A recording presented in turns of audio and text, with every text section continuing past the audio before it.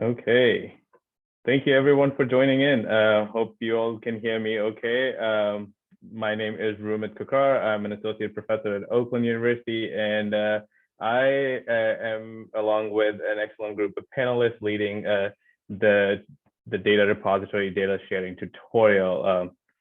Thank you for hopping on here early in the morning, well, early morning or late morning, depending on what time zone you're in. And we'll start real soon. But I wanted to give you a little bit of housekeeping instructions. We'll be using Zoom for the main video presentation. We'll then break out into smaller Zoom breakout rooms of 5 to 6 people. During the breakout rooms, we'll use the platform called Padlet to share in the breakout room whatever thoughts and ideas come up on the question that will be posed to you using the videos. So a video followed by the question, and then you can share your thoughts and ideas on a Padlet. Once that would be about a 10-minute breakout session, following which we'll all reconvene back into the main room, and we'll share what all are the common threads and discussions that will pop up. We'll do this 3 times over because we have 3 main topics to cover, and as we go through, if there are other instructions that come up, we'll be able to pass them along. If you have any questions, feel free to use the chat room. It's constantly being monitored. You should be able to chat and send a message. So if you have a question for the presenter, if you have a question for anybody on the panel, we will be able to answer those. Our panel includes Dr. Sarah Schultz. She's a professor and chair at the kinesiology department at Seattle University. We have Dr. Robin Queen. She's an associate professor and director at the Kevin P. Granata Biomechanics Lab at Virginia Tech, and Dr. Michael Hund, who is a director at the Motion Analysis and Biofeedback Lab in the Physical Therapy Department of the University of British Columbia. Thank you for being here. I really appreciate it. We will start in a second with our first presenter, that is Dr. Sarah Schultz and her video.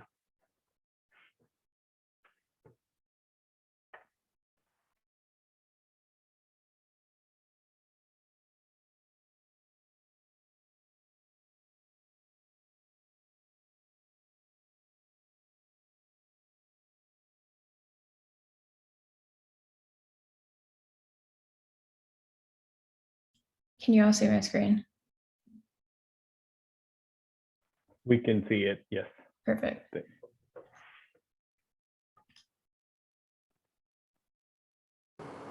Hi, I'm Sarah Schultz, and I want to thank you for coming to the tutorial today on understanding how we can create a data sharing repository for the American Society of Biomechanics.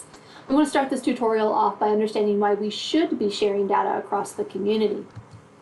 It really comes down to sample size. We know that larger sample sizes and well-powered studies can decrease type 1 and type 2 error. It can increase our ability to replicate a study and increase our ability to transfer that knowledge that we gain from the study to the general population. And yet sports science studies often struggle with sample size. For example, in a random selection of 120 papers, the median sample size was 19 with an absolute deviation of 11. In a different critical review of 106 papers, only 1 study had a sample size of more than 100 participants. In sports science, we often use the justification of homogeneity. We're looking at a specific population, whether that's a clinical population, whether that's a sporting population. And so because we're only applying it to this small portion of the population, we can justify the small sample size, and we can do so through reduced variability. But I would argue that in clinical populations, and sometimes even in typically developing populations, these groups of the same condition may not incur low variability. If we're looking at something, say, like cerebral palsy, or even in typically developing children across a larger age range, you're going to see variation in how we move and how we function. And in small sample sizes, that variation is going to come out even when we're looking at specific homogeneous groups. So while homogeneity can reduce the variability, maybe, it will definitely reduce the applicability to a general population. So when you have a homogeneous group, you're only able to apply the data that you have collected and processed and interpreted into these highly selective groups. But then the question remains whether you can actually more generally apply it to the label of, say, an athlete. When we're looking at research such as a study I found on collegiate soccer. In this case, the university teams were very homogeneous in their race. The female team only had about 3% non-white players. The male team was slightly more diverse at 17%. But when you look at those, when you look at the data, you go, well, can we really apply this to a larger, more diverse population? And if we're not able to do so, are we just continuing to generate what has been historically white data? And I think we really need to be able to move away from that and to be able to move into these more diverse spaces where we understand all of the factors that are implicated in human movement and human function. One of the reasons that we rely on homogeneity and we rely on those assumptions is because the big data sets in biomechanics are really hard. They're hard to recruit for. Even in an urban environment such as Seattle, where I live, if I were to do a project in osteoarthritis, we're coming into a space where I could technically recruit 15,000 individuals, but that's because I'm in an urban environment with a large population and osteoarthritis is a common joint disease. What happens if I'm a researcher at a more rural environment with a much lower population and I'm looking at a condition that is not as popular? Or I'm in an environment that maybe has a greater population, but that population again isn't diverse. So the information that I'm getting is not applicable to the greater population. So it's really hard to recruit. Not only is it hard to recruit, but there is a huge user burden for data collection and data processing. Let's go back to this idea that if I were doing a project in osteoarthritis in Seattle, and let's say by some stroke of genius and goodwill, I was able to actually recruit the 15,000 individuals that would be eligible based on statistics and around that space. So if I had approximately 15,000 that I could recruit from, and it takes 2 hours conservatively to collect and process the data, then I'm looking at over 14 years of 40-hour weeks dedicated to collecting and processing data associated with this project, which is simply not feasible. And so we need to find new and interesting ways to be able to collect larger data sets that are going to tell us a bigger, better, more robust story. So what data could we share? Well, if biomechanics data is hard to collect, but we need these larger sample sizes, then really the question that we need to ask and the question that we'll be using in this first breakout room is what data should we, could we, would we be willing to share on a repository that would be able to give us meaningful research questions and research answers?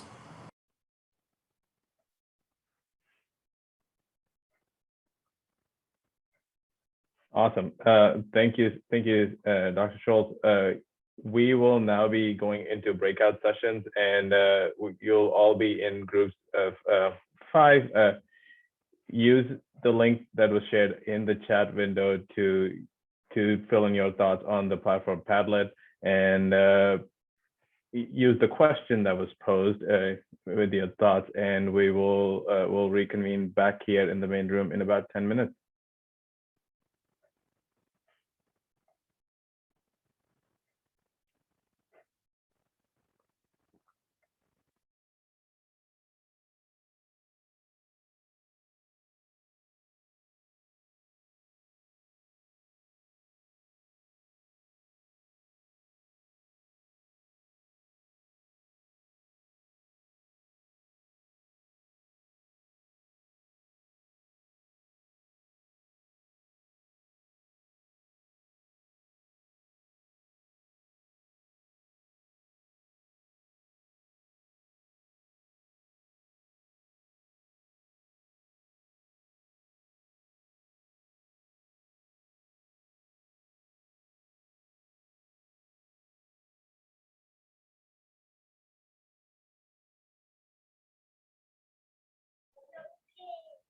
Rumit, do you want to pause the recording while we're not in?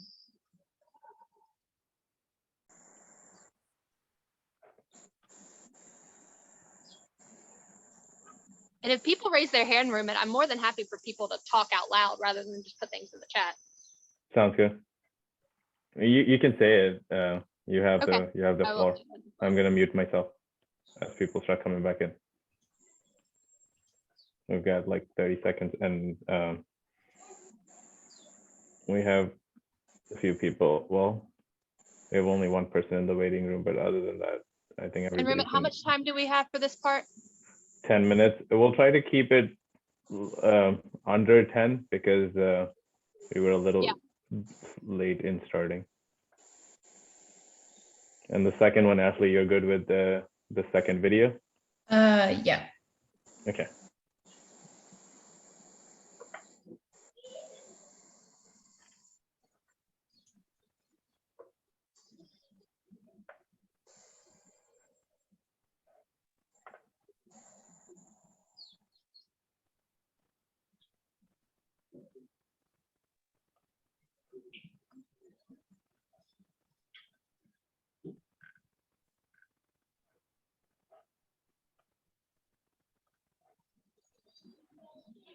Ashley, just tell me when they're closed fully. Yeah, they are. You're good now. Okay. So is everybody back? Yeah. Okay. All right. So that was a great 5 minutes. We've got some really interesting answers that have shown up on the Padlet. So we thank you for taking the time to figure out how to work Padlet, and then also to come up with these interesting answers. I think in this space, what's interesting about some of these is that we go from the very basic, the anthropometric data. So what is the easiest thing to collect that we can all collect, to spatiotemporal parameters, which would probably be listed on that next space, to force data. And then in the kinematic data, there's been some answers to that, but also wanting that data to be as raw as possible in that space. I loved the question of imaging data, though Robin Queen's going to tell us about how difficult it is to share imaging data in our next section. But it got me thinking about, maybe it's not about the easiest thing to share, but it's about one of the more difficult things that can be shared, that as long as it's highly standardized, it would make then those samples more diverse, more robust in that space. Does anybody have anything they want to share out loud or in the chat at this point in time about some of these ideas and where we could go with this information? The panelists were also talking about during this time the characterization of uncertainty in data within a lab and between labs, and this opportunity that we would then have to be able to say, okay, well, how similar is the data that is being collected amongst a larger set of labs, so that we could potentially stop using the caveat at the end of our papers of the not being able to say that this data is reproducible or usable outside of the group sample that we've collected. So I think that that's a really interesting space as well. I'm worried that this question might be a little off because it's a how instead of what data should we share, but I assume that we don't all use the same type of like data collection. I use Vicon, and I'm not sure what the variability is on that, but would we be sharing this in a MATLAB file, or when building this, would it have to be regulated so that we have to share it in original, or the V3D files are? I'm not sure if that's an on-topic question, but it comes to mind when thinking about gathering from a bunch of different labs. Yeah, I agree with that, and I think quite a few other people have as well, with this idea of sharing the raw data or sharing the raw and filtered data, so that people can then adjust that in the space that they need to, whether they're using, regardless of what type of system they're using for that. I think that that's a great point to that, and I think we can discuss that a bit later in the last question as well. We'll come up with those spaces of, well, what do we need to do? How is it going to look when we go into that space? So absolutely, I think that that's part of that idea.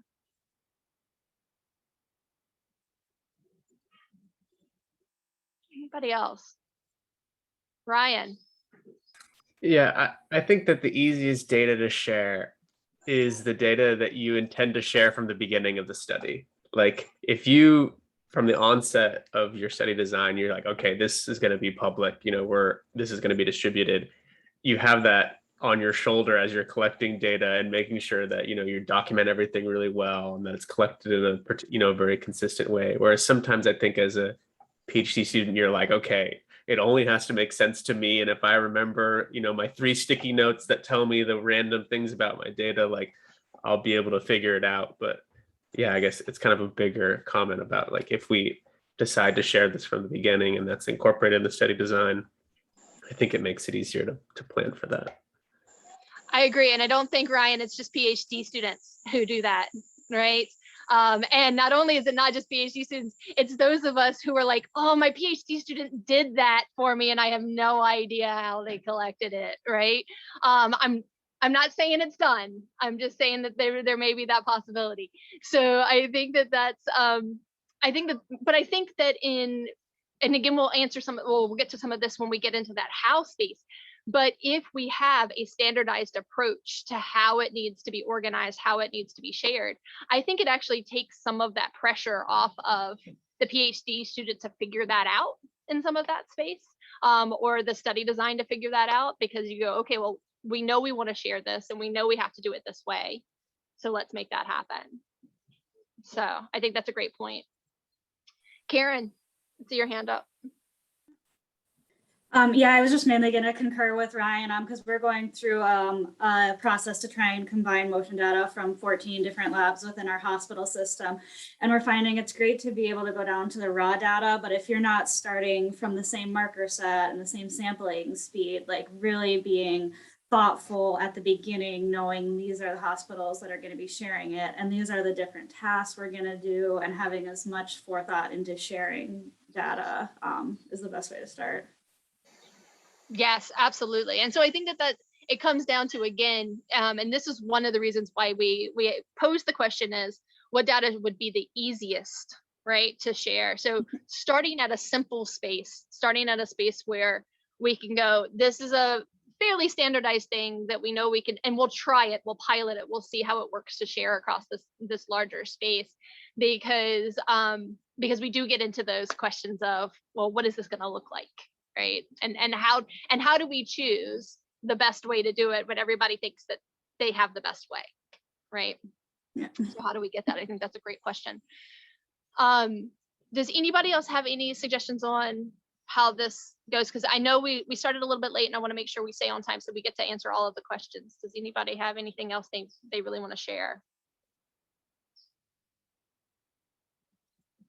All right, so Ashley is going to start our second video. This video was presented by Professor Queen on the ethics and legal issues around sharing data and figuring out how to use that.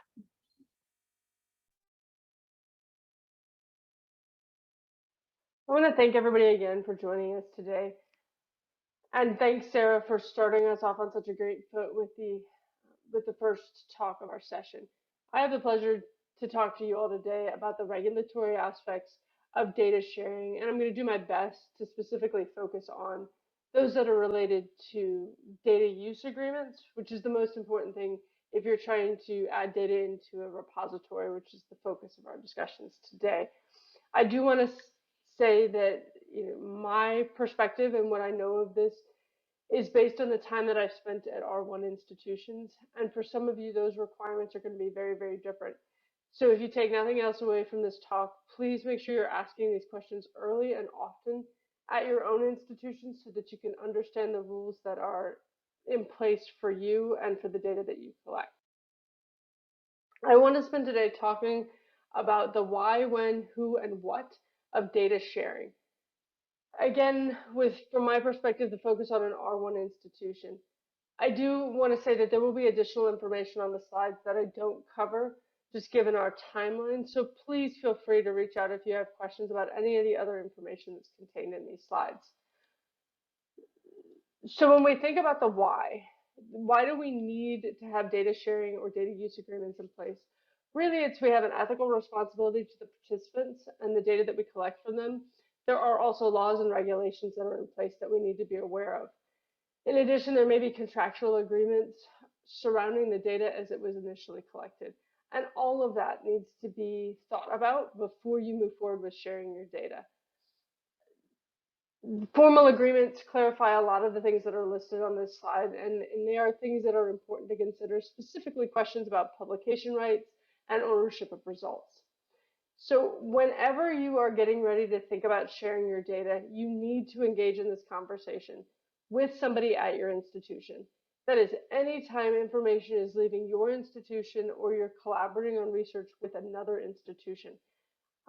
The one thing I do want to bring forward that's not directly related to the topic we're talking about today is this questions of transitioning institutions. So know that if you are leaving one institution and going to another, whether that's a graduate student who is graduating and moving on to another institution, or as a faculty you're transitioning institutions, you need to have conversations with your administration, specifically the data security office, with regards to taking your data with you.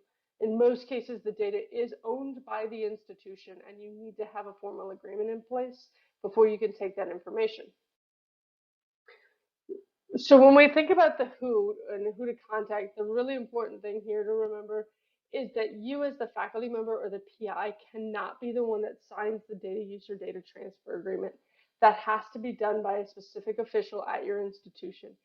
I always suggest you start with the IRB. They're usually your best contact and the person that's going to be able to tell you who you need to talk to gain the approvals that you're going to need. So when we talk about the different types of data use and data transfer agreements, I have them all listed here. Again, what we're going to focus on in our conversation today are data sharing agreements. That's really what you need for a data repository. That's how can I take the data that I've collected and share it with other people.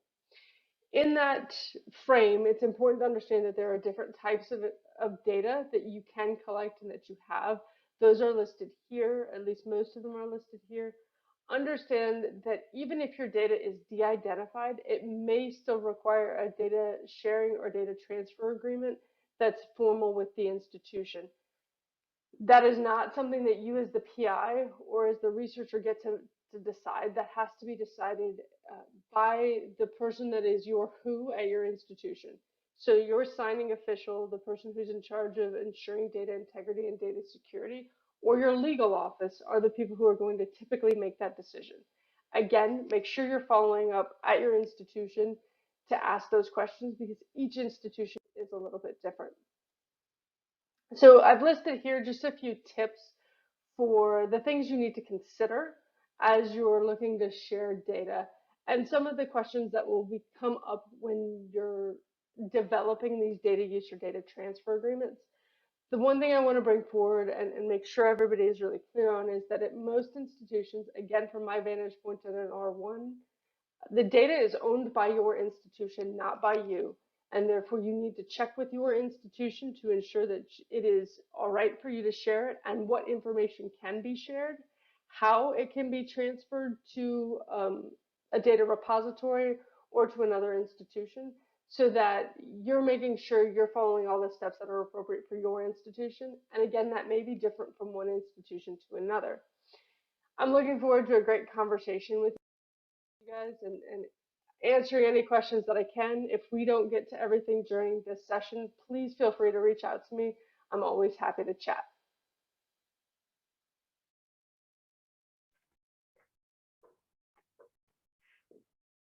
Thank you. We'll move into our second breakout room, and the link for that one is also available in the chat. We'll follow the same process: 10 minutes to the breakout room, and then we'll reconvene for the 10-minute conversation. Thank you.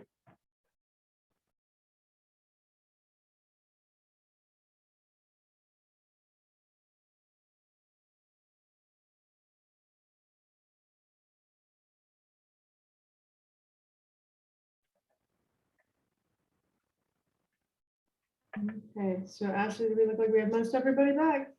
Yeah, they just all closed the rooms. Okay, perfect. Well, welcome back, everybody, and thanks for chatting a little bit with each other about the kind of the regulatory and legal aspects of data sharing and data use. I always joke that this is probably not the most fun part to talk about, but it's the one that can likely get you in the most trouble if you don't do it right. So you're seeing similar themes that are popping up, right? With regards to the IRB and the questions of how subjects have been consented and what information you've told them you're going to share. I think everything that's listed here is very important to consider. I don't know where it looks like there's a lot more questions and maybe answers to this one. And so we can start kind of walking through some of the questions that are on here, but I want to open the floor first for anybody who wants to come off mute and ask a question. And if there's nobody that jumps forward, I'll just pick one of the questions that's on the Padlet. Does anybody have thoughts or parts of their conversation that you've had in your breakout rooms that you want to discuss in the group? All right, so I will then I'll pick the one that is always the most challenging one, the question that's on here, which is, can data really be de-identified? And that's a tough one. We do have good. Dr. McNichgray. Oh, yes, Oh, ma'am. sorry, I just raised my hand in there. So first of all, Robin, thank you for putting all that together because it's so great to have the big picture. I'm just wondering how many junior faculty ever got a slide like that to give them a roadmap? Because as I recall, this did not exist when I started. And so if that one slide could be shared, I think it'll save a lot of people a lot of headache, because at least they know which office to go to get some of these sorted out. So thank you for doing that. Really appreciate it. No, I appreciate it. And I guess in my, life in academia, these were all things that I probably learned the hard way. To Dr. McNichgray's point, they were not things that were taught, at least not when I was coming through. I try my best to make it clear to the students now that these are things to consider. And I want to be clear that some of these regulations have changed over time, right? As we have become more clear on what we need to do from a protection of data and protection of information standpoint, some of these laws changed and are continuing to change. So that's why it's always good to find that person at your institution that you can ask those questions of. And I believe this is in fact being recorded. And if anybody just wants the slide, just let me know. I can certainly pull that out. It actually came out of a much longer, about hour-long talk that we give on data security and data management at Virginia Tech. The question of de-identification of data, and please, if somebody else raises their hand and I miss it, just jump in and tell me. De-identification of data is done in very different ways, and when we say something is de-identified, it's de-identified to a certain point, which just means you can't trace it back to the individual, right? So again, from my vantage point, most of my data is protected health information, and so we know the stated HIPAA identifiers, and we can strip that out of the data. You can do the same thing if it's survey-based data and anything that you collect. It's a matter of whether you can go back and identify the individual. It's the same thing if we looked at data collected like in a department, and you may not be able to go down to the individual faculty member. But if you say only have 2 women in the department and they start looking at the data in that department, they may not be able to split it out and say the women, responded this way and the men responded this way, because it's hard to de-identify when you have an N of 2. So, because it's one or the other, I know, especially if only one of them responded. So de-identification of data, there are formal rules and requirements for that. Your data security office will be able to do that for you, and often will do that for you before the data is released. Again, in my, full acknowledgement that my R1 institution has that office, and some institutions may or may not. But if you have questions, most of that you can find online.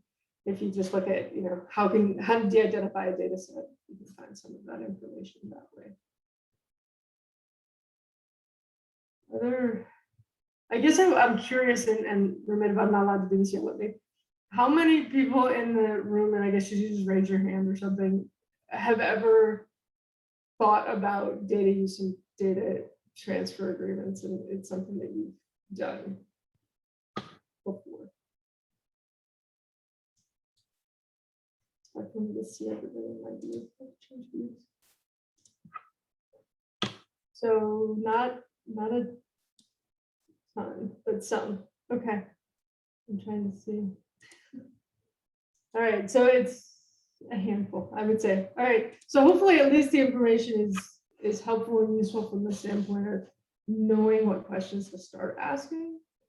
I think as we in this community think about creating a data repository, it's just something to be aware of, that we need to, that each individual who is thinking about coming into the data repository needs to have this conversation at their home institution and make sure that everything is in place, right? There's a question up there about how do you share data that wasn't, necessarily initially collected to share. There are ways to do that through an IRB process. Again, each institution is slightly different, but definitely are questions that can be asked, because you can submit IRB paperwork that will allow you to do secondary analysis on de-identified data. And so there are ways to go about doing that. It's just a process. I don't know who raised their hand first, unless this was to my question, but Karen or Derek, either. Was it to my initial question or something you guys wanted to talk about? Sorry, I had left it up from your initial question. Forgot to put it back down. Yeah, same here. No worries. I just wanted to make sure I wasn't leaving you on that. Very good. Any other thoughts, challenges you guys have faced in this space? Otherwise, I'm going to turn it back over to Amit, just so it gives us a little bit longer to have a conversation at the end, if that works. Perfect. Yeah, that works. Thank you. I definitely think it's one of the conversations we all need to have amongst ourselves, and definitely with our students as things start rolling in. Earlier the better, probably. As we were sharing in the panel, the first time I actually thought about this is when I was finishing a PhD and wanted to do some secondary analysis as I transitioned into a job, and I had to ask my PI, "Oh, can I just copy it out to my hard drive?" And that's where the rude awakening was. It's not just a copy paste. It will have to go through a lot more. So earlier the better the conversation. Thank you again. We'll move on to Dr. Michael Hunt's presentation, and it will be popping up on your screen in a minute.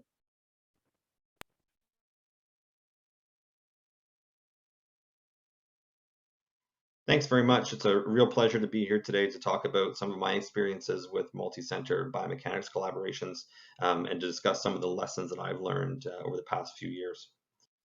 My interest comes from leading a number of multiple lab collaborative biomechanics projects over the past few years.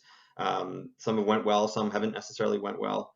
I've got a real interest in psychometric properties, in particular intra-rate or inter-rate or inter-lab reliability of biomechanics data.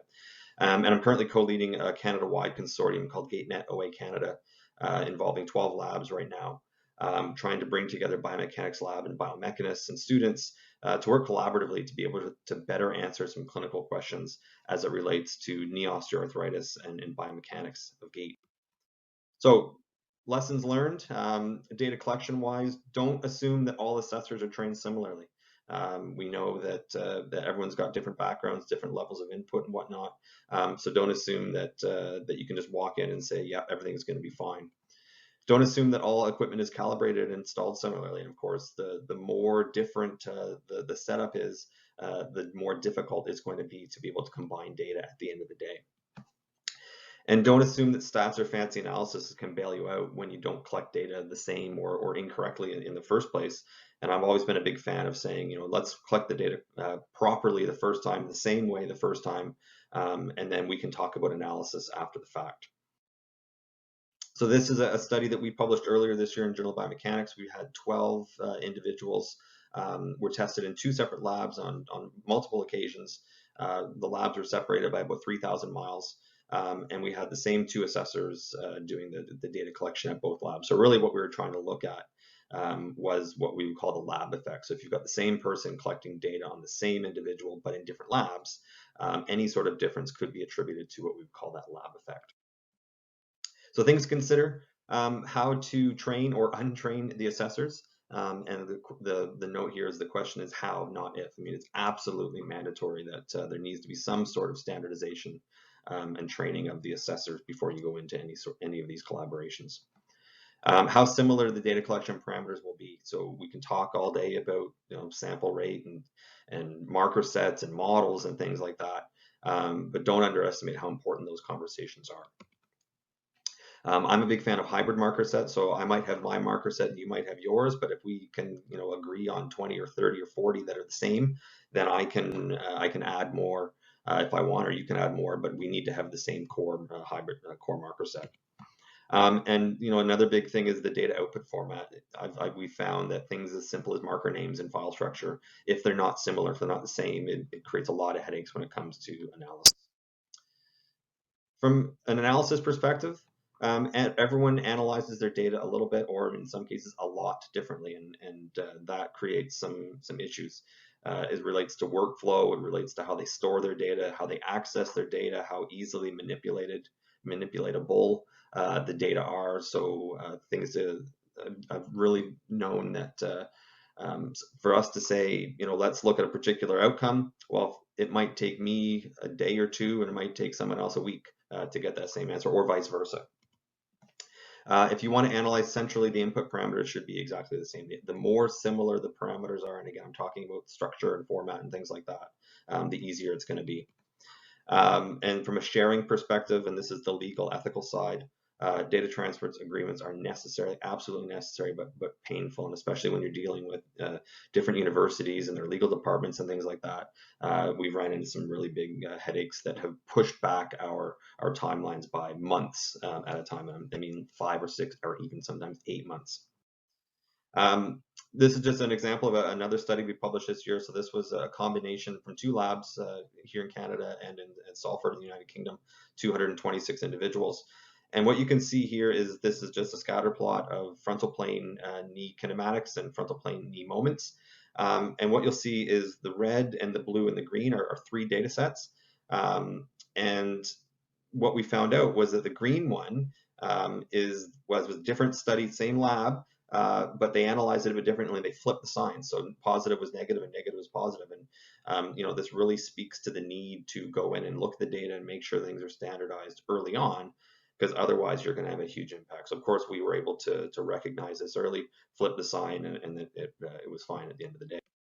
So things to consider: how will the data be analyzed? Big things like models and segments and things like that. But more importantly, who's going to analyze the data? Is everyone going to analyze their own and send the summary data, or are you going to have a centralized person to do that? And if that's the case, how are the data going to be shared and stored? How many research ethics boards need to be involved? And then finally, commitment. Lessons learned. Not everyone will be on the same page or on the same priorities, and that's okay. That was one of the things that I learned early on, was that I got into this grandiose idea that everyone needs to be on the same page. We have to be able to do that. But, at some point we finally had to say, okay, this is the goal. This is what the majority want. Let's move forward.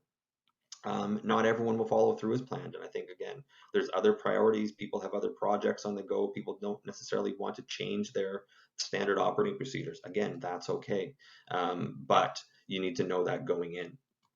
As I said, especially in busy labs with multiple projects.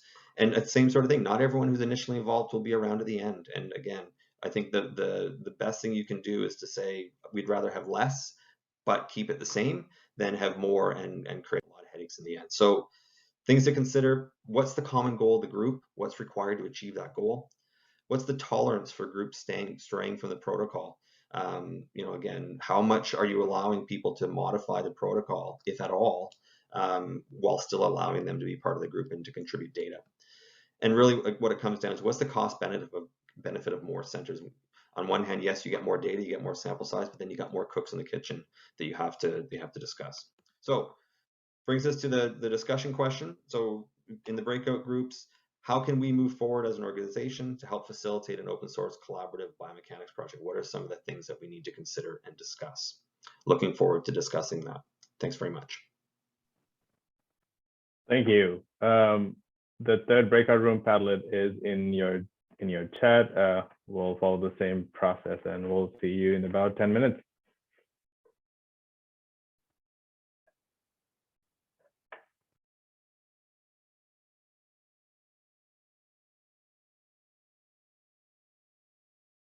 No.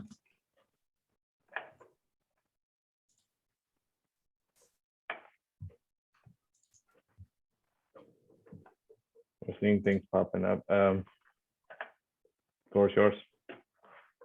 Perfect. Okay, so I think everyone's back. So thanks very much, everyone. I see some great comments on the screen here.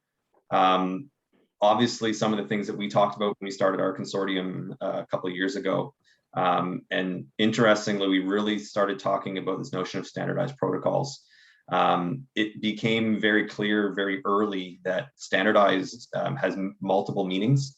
And I think one of the things we were talking about in the non-breakout room was how modifiable protocols are, especially for very well-established labs that have been doing things their own way for 10, 15, 20, 30, 40 years. Really keen to see a lot of early career researchers, PhD students, postdocs in the room today. And I think if there's one thing that we can move forward with is to instill that notion that collaboration is the default, not an exception to the rule. And that's kind of where you get that culture change where you start your protocols and you start your lab and you start your projects with the idea towards this is something that's going to be shared, or this is something that's going to be put forth to a larger data set. I think that would be a great idea. I see something in here about making ASB committee dedicated to facilitating and regulating a society-wide database. I mean, I think that's, I'm not going to speak for Ruma, but I think that's kind of one of the ideas of today's group, was to bring people together to see how that would happen. And again, I can speak to our GateNet Canada consortium. Really where that kind of came from was, some of you might be familiar with the Osteoarthritis Initiative, which is predominantly an imaging and a biomarker data sharing agreement for osteoarthritis research. And really what was missing was the biomechanics side. So we wanted to kind of do a biomechanics side project related to OA. And of course, it's kind of morphed from there, but there's lots of different ways you can do it. I think the key point to that would be is it's nice to have a database, but you also need to have a question or questions in mind before you do that, because then that will dictate how you're going to collect the data and how you're going to analyze the data.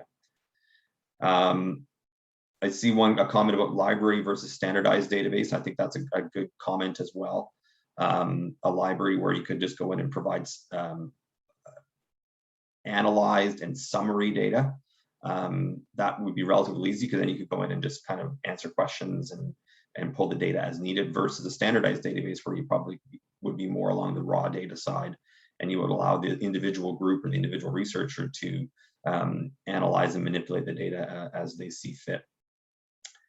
I'm going to stop there for a second. I'll come back to some of these sticky notes, but I'd love to open it up to the group. If anyone has any questions or comments or to draw on their own experiences, love to hear your comments. Thanks, Sarah, you've got your hand up. Yeah, I just wanted to come back to something that you had said during your video, where you mentioned that you needed to go through that data transfer process, and sometimes it held up the space for 8 months at a time. In the case of something like a library, where could that just kind of naturally evolve? Is that a space where you could say, I want to be part of this repository, I'll go through that on my side. It may take a while on my side, but it doesn't stop the repository from moving forward. Is that? Yeah, I mean, and Robin would know more about that than I would, but again, I'll use our example of the Osteoarthritis Initiative, where there was a large multi-million-dollar grant from the NIH for the multiple sites to collect the data, and I'm sure that they had to go through a number of data transfer agreements to post the data online. But then what they did was they opened it up to the public, where any individual researcher can go in and access the data. There had to be a number of forms that were filled out with respect to IP and things like that. But as an individual user, we did not have to go through a data transfer agreement per se through our own individual institution. It was all kind of done on the front end. I don't know if it needs more comment, because I think Michael covered a bit. I think sometimes it's easier if it's couched under a large scale research grant, because a lot of that gets built into the data sharing plan that you build for those larger federal grants. And so if it's housed in there, then it means when the institutions review it from a contract perspective with the federal agency, then they're agreeing to that, which then releases you from having to do it again, because the institution has already said, yes, you can do this and you can put it here because it's part of this agreement in this project. And so there's, again, pluses and minuses. Sarah, to your specific question, I think you can obviously start sort of a library or repository, and people could potentially come in at whatever stage they're able to get things approved through their own institution. Some are, again, I think some are going to be much easier than others and much more willing to do that. Some of your institutions probably through their library system already have kind of open access data locations for you to store things. I know we do here.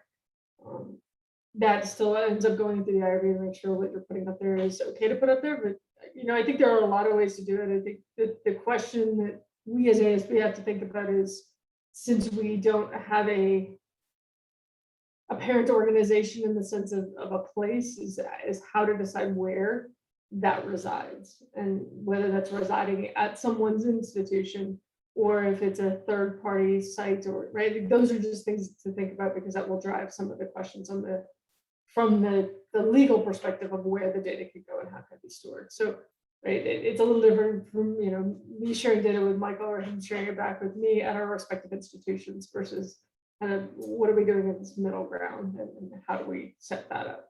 It's doable. I think we just have to talk through it and think through it. Yeah. And just on kind of on that note, I'm looking at the sticky notes on screen now. The develop infrastructure for hosting and curating data. That's kind of where we're at right now with our GateNet Consortium, is what the infrastructure is going to look like, but more importantly, who's going to do it. And on one hand, there are labs that can say, yeah, we're willing to do this and we've got the infrastructure to do it. May or may not be entirely correct. We've run into that problem in the past. So what we've started to do now is to reach out to industry partners and say, you've got the critical mass of individuals, you've already got a framework or a platform. If we paid you X number of dollars, could you modify it or like a bespoke model of repository that might end up being better? It then of course means that you're not necessarily having to worry about the institution holding the data per se. There's that side of it, of course, and now you've got the industry holding the data, which of course opens up a whole other can of worms. So there's lots of things to consider for sure. I see a couple of comments here with respect to who's going to be involved and why people want to be involved, and I really like the comment here about explain benefits for sharing of data. And I think Sarah had a great presentation earlier that I think for the people who are in this room, it's obvious that there's benefits of sharing data. I think for others, it's not so much, and I think that's one of the problems with our field is that we tend to do things our way, and our way is better than your way, and there's a lot of kind of infighting. I think we need to get away from that. And so that's kind of what we were talking about in the non-breakout room was how do we foster that culture change, and is it something that the old fogies are kind of missed the boat on, but the up and coming, the next generation, maybe those are the ones that are going to be carrying the torch and moving this forward. But I think the other access, who can use the data, I think it's people who want to, and people who want to contribute, and people who see the benefit. I wouldn't necessarily want to advocate opening it up and saying, here, you can do this because now you as an individual researcher can go and get 15 publications by yourself. That kind of defeats the purpose. It's how do we bring groups together? How can we foster that collaboration? Because I think that'll go a long way. Absolutely. There's a comment in the chat that sharing data is important, but sharing algorithms is also important. Yeah, couldn't agree more. There's if someone's willing to and can, there's definitely ways already existing with GitHub and other places to share algorithms, and possibly, and maybe Robin can chime in. I think that there's less legality issues when you're sharing algorithms unless they're proprietary and patent approved and things like that. And definitely, if you can, it helps. So the other lab or researcher doesn't have to reinvent the wheel and can build upon what already exists. The science can grow rather than multiple people doing the same exact thing. Yeah, I responded a little bit in the chat. I think that sharing of algorithms is, again, if it's not proprietary, which most of the stuff that we're talking about are MATLAB scripts or things along those lines. GitHub is a great one. I mean, I know we set one up for the lab, and basically I've just told everybody that any MATLAB code that you write, make sure it's commented well so people know what you're doing, and go ahead and get it up on GitHub, and we'll reference them even in papers, right? That way, if somebody's reading through the paper and they want to go look, they can go to the GitHub page and get those. You know, what I put in the chat, which may be something from an ASP perspective we can think about, was the ASP created the teaching repository. There, I would assume is a way that we could do something similar from the standpoint of kind of codes or data processing methods or things like that. Definitely something that we can circle back to the board for them to think about. I think that's a great thing it's a great place to start, right? Because that doesn't require all the legality of the data sharing and data transfer, but just allowing people. Yeah, there you go. And ASP is absolutely another option. So I think those are sort of the quote unquote low hanging fruit, easier method things to start with. And even, you know, you can do all kinds of things in that space, right? And I'm sure Michael can talk about this, is we've been trying to standardize collection across multi-center studies, things like taking videos of data collection methods and marker placement methods and things like that, and putting those up on YouTube or some other place that people can easily get to them. I think those are all things that we as a society can begin to think a little bit about in terms of, you know, I don't think we're ever going to get completely standardized across every lab. I think that's a tough call, but at least so that you understand how the data was collected that you're getting ready to use. I think that we're in a space where the technology can really help us in sharing that information. So, Lauren, thanks for bringing that point forward. I think that's great. Yeah, I think Michael said it really well, that not everybody will be willing to share it, and not everybody will be able to do things to get it up and running for it to be able to share, even if they intend to. So that is perfectly fine, as long as there's a critical mass to move it forward. I do want to bring up the lab policy agreement. I think that goes back to Robin's presentation, that yes, lab policies are awesome, and but they have to come under the umbrella of the university policies and the funding agency policies that guide them.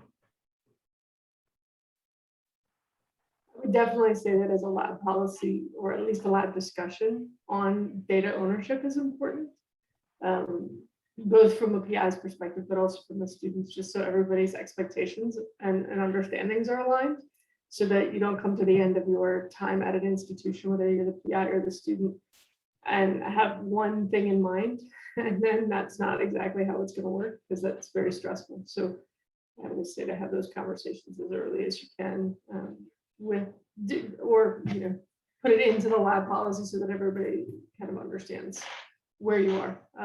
And that, again, to Ramit's point, should be based out of whatever your institution's policy is. Sometimes you can find those online. I wouldn't say always. I just have one last comment to something that's on the screen right now, and the one that I'm seeing in the top right hand corner, which is as a start recommendations for data collection. Not that I disagree with it. I just want to put it out there that, you know, ISB has recommendations for all of our ways we can set up segments and models and things like that. Senium guidelines for collecting EMG and processing EMG data. Very few people actually follow them. And so I think it's a good idea to have those recommendations, but in practicality and actually doing it is easier said than done. So I think that's just a point to make, that recommendations and standardization are great in principle, but doesn't always follow through. And again, that's a lesson that we learned the hard way when we first started this out. So I'll just leave it there. Yeah. We have a couple of minutes, and I want to be respectful of the time. I want to open the floor for any last comments and thoughts from the participants or the panel.